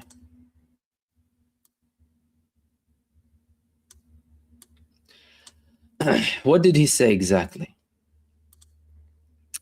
Let me tell you what was said, what was quoted on him, and then what his office said. Both of them are very interesting, And both of them indicate that we're going to see a change after the war ends, regardless of the, lack of authentication or confirmation coming from his office later on. He said, according to some reports, some people who quoted him, he said the following: "We are capable of toppling the government, but we want stability in the country. However, our patience has its limits. The Vichy government used to arrest and execute resistance fighters. Then it was overthrown, and the traitors within it were executed. God willing, we won't reach that point. Based on the available information and stances, it seems that direct confrontation with this political authority is inevitable after the war ends, regardless of the outcome. The government in Lebanon is no longer fit to govern the country, and its positions only serve the Israeli enemy. Therefore, a confrontation is coming, and the traitors will pay the price for their treachery." This came from sources quoting him during a meeting. Now listen to what his office had to say. One report said, "In recent hours, statements attributed to the deputy head of Hezbollah's political council and former minister Haj Mahmoud Qamati have circulated containing sharp remarks about an inevitable confrontation with the political establishment after the war ends. However, Qamati's office quickly issued an official clarification to put an end to the interpretations that accompanied those statements. He said that the statement, or the report said that the statement said that the words being circulated on the authority of the vice president of the political council of Hezbollah and former minister Haj Mahmoud Qamati lack accuracy and have been taken out of their intended context. So no denial so far." Qamati's media office clarified that what was being circulated does not reflect this true position, stressing that any official position or statement issued by him is announced exclusively through his official media channels. The statement added, "Therefore, we know that any official position or statement by Haj Mahmoud Qamati will be published exclusively through his media office." The statement concluded by emphasizing, therefore, clarification was necessary. So they didn't deny it, as in they didn't deny it outright. That's what makes it more dangerous. Why does it make it more dangerous? Because if any of the contents of the statements of Mahmoud Qamati, had some seriousness in them, that means that Hezbollah will be taking down the Lebanese government as soon as the war ends, because they are viewing it as a treacherous government serving Israel. How will that happen, you may ask? Well, they are the biggest armed paramilitary group in the world. I mean, that solves it. They have an enemy looking to eliminate them. They are facing an existential war. The Israeli defense minister said today, none of the Shia are going to go back to the south so long as the residents of the north have any safety. And there is an administration in Lebanon that is pushing them to disarm and criticizing them even now, despite the fact that they have the army chief who actually proposed participating with them against Israel in case of an invasion, and later on the political authority said, no, that would be a suicide, according to them. But in essence, this is what Hezbollah is doing in the occupied territories. Again, no one who criticizes them or criticizes Iran have any leg to stand on. They're practicing what they talk about. Whereas others try and find any old excuses to justify their shameful positions, lack of action and lack of support. And just telling you, oh yeah, oh, just pray for the Palestinians. And Israel is bad, but we don't want trouble with the United States. We don't want trouble with America. We'll have an embargo, but we'll give them food and oil, and we'll open the straits and routes for their military equipment to pass because there are international agreements. They kill children with them. We're bound by them. It's difficult. It's a little bit complicated to change agreements, and we're going to have to talk with our counterparts, and that's going to create trouble, and it might actually give them an excuse to attack us or do this and that. That's not the case with Iran. That's not the case with the resistance. They're proving themselves on the ground with what they're doing.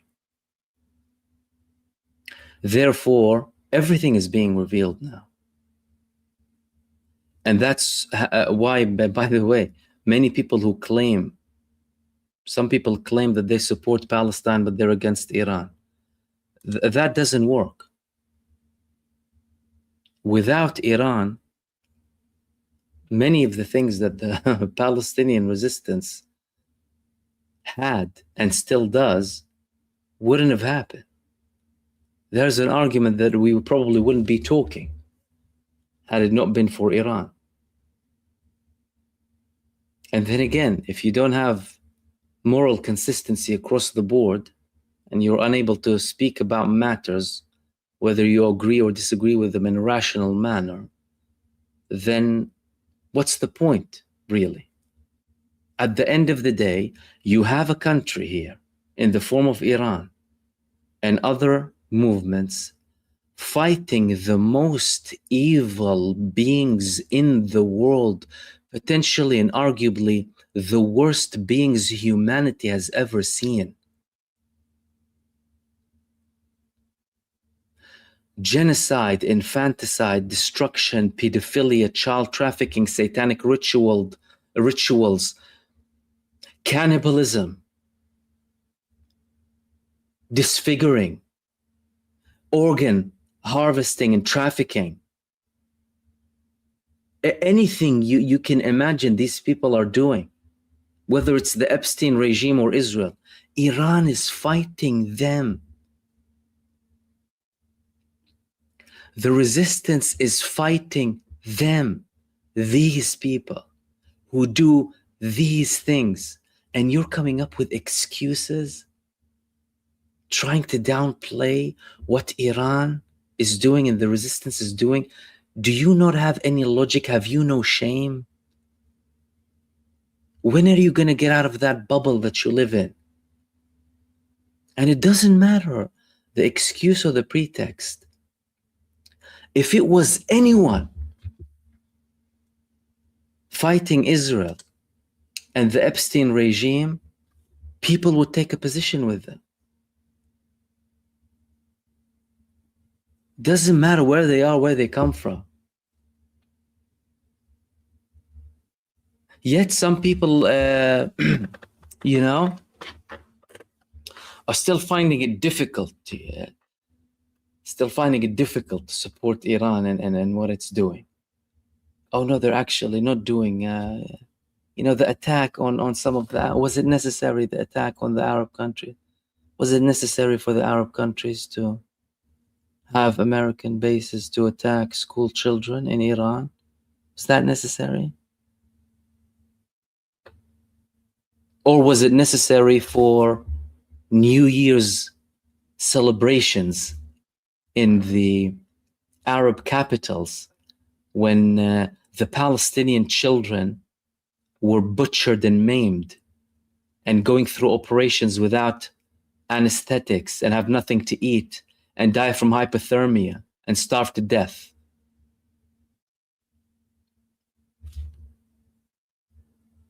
Will some people get this logic or will they not get it? Iran sent the message.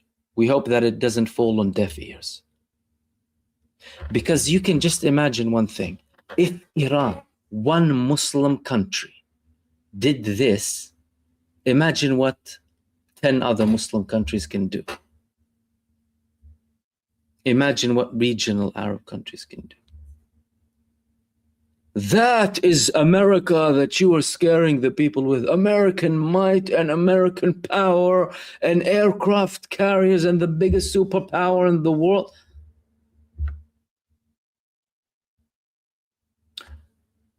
Their colony was wiped to the floor. And the biggest wiping happened in Gaza, by the way. In Gaza, in Lebanon, and Iran is expelling and destroying every Epstein base in the region. What more do you want than that? And by the way, that's why I'm saying that Iran now established itself as a superpower. As a matter of fact, Iran now is viewed as the people's superpower in the world. No one else is entitled to that title apart from Iran. Regardless of the context at which it is conducting this battle, it is conducting it. It is fighting the most evil people and beings on earth who conducted the most atrocious, barbaric, vile, despicable, and disgusting things humanity has ever seen. Iran is fighting them. Therefore, Iran is the champion of the people. Iran is the people's superpower. Iran is the country standing up against this evil. Iran is the country expelling the terror forces of the United States and its proxies from the region. Iran is very likely the country killing the war criminals in the genocide state. No other country is doing that.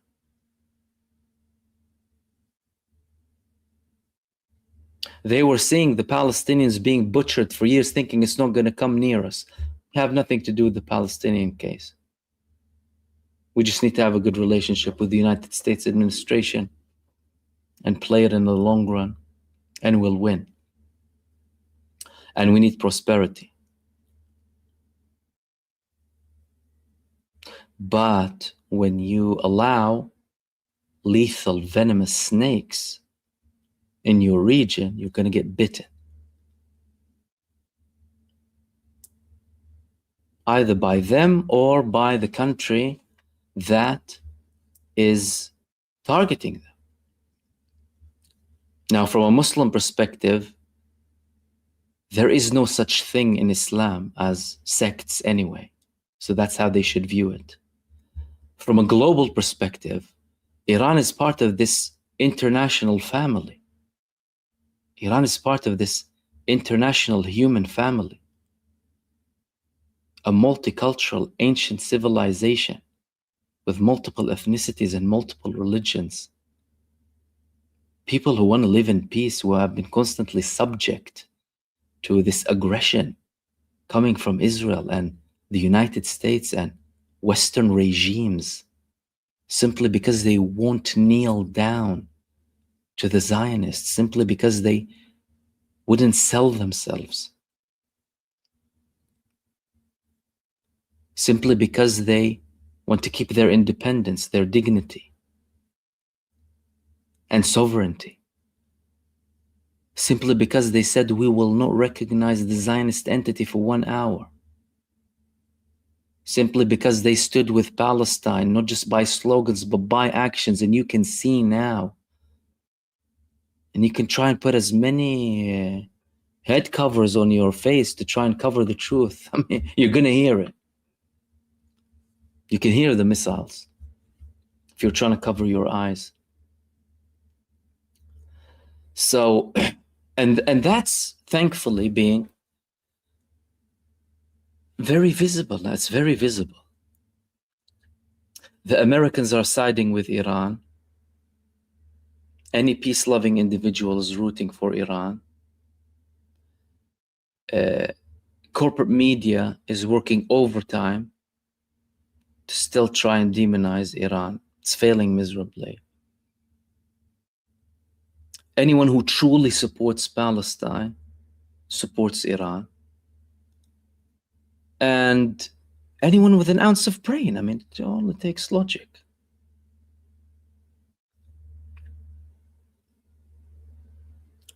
So the situation is getting more interesting by the day. And because again, you know, usually in the end, I like to conclude with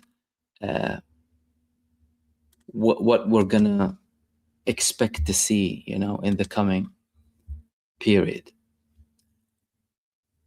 Both in the form of, or both if an option arises of the United States de-escalating, and we can already hear justification. We already heard it from the beginning, but now it's becoming more clear. You know, we eliminated everything, we targeted everything. Maybe we don't even need the oil. Trump, greedy Trump, maybe we don't need the oil, we have enough. Since when? Since when, man? If they decide to do that, Iran still hasn't finished, number one. So even if we talk about de-escalation, Iran didn't finish. They're still having a wave after a wave. And that will escalate further up until they view that what they accomplished is accurate, and up until the United States just agrees to the Iranian demands. Two, the United States starts to literally go on full suicide mode. As in, we want to eliminate our existence in the region and kill more Americans for the sake of a satanic death cult. And they go and they escalate even further. In which case, the ring will expand further and we will potentially have more players. Despite the fact that, from what I'm observing now, Trump is making a conscious effort not to involve additional parties because he was threatened, in my opinion, especially from China, a big consumer of Iranian oil. Hence why it hasn't been touched yet. And it's going to be devastating. That's why he's supposedly giving his biggest enemies leeway, lifting the sanctions off Russia, and he's still allowing Iran to export. The day they attacked the Khark Island, Iran loaded 2.5 million barrels. And every day in the beginning of March, we still need to wait for the stats of between 9th to the 17th of March, they have exported 1 million barrels a day. The economic situation is normal, everything is steady, their supply is fine, military supply fine, everything's functional. Of course, the genocide coalition, the Epstein coalition, they're targeting civilian buildings, but that's not stopping Iran. But should the United States go that far, and we can't rule that out, because none of what they've done makes any sense whatsoever. No strategic sense, no financial sense, no political sense, no military sense, no sense whatsoever. We're talking about delusional, radical, extremists, psychopaths who are narcissistic, very likely on a satanic mission, conducting all of this with full blindness and being blackmailed into it in the form of the American president. And if they do that, if they do escalate, then it will become even more dangerous. Both ways are very dramatic, and both ways are actually very interesting. You know, we've been witnessing the rise of a multipolar world in the past several years, and now this has been accelerated. And from an Iranian perspective, they're on a mission, and that mission nothing is gonna allow the United States to stop Iran from fulfilling that mission to achieve its desired objectives. And these were the main things that I wanted to share with you in this live stream. A bit longer than usual live stream. A lot to talk about, a lot to catch up with. I mean, there was more to talk about, even, to be honest with you.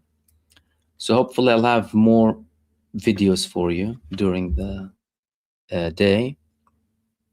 Perhaps a live and a live in the morning and in the evening tomorrow, maybe. Again, you'll see from the channel. In the meantime, thank you so much, everyone who participated in the chat, everyone who sent supers, all of the viewers, all of the subscribers, all of the new members. Of course, if you're new to my channel, don't forget to not only subscribe, become a member too, support the channel, follow our store, and don't forget to also subscribe to NewsV Pro for all of the verified info, with also personalized podcast generation based on the topics that you like as well. So make sure to follow the links in the description. In the meantime, everyone, stay blessed, take care, and I will see you soon in the next video. Peace, everyone. Salam.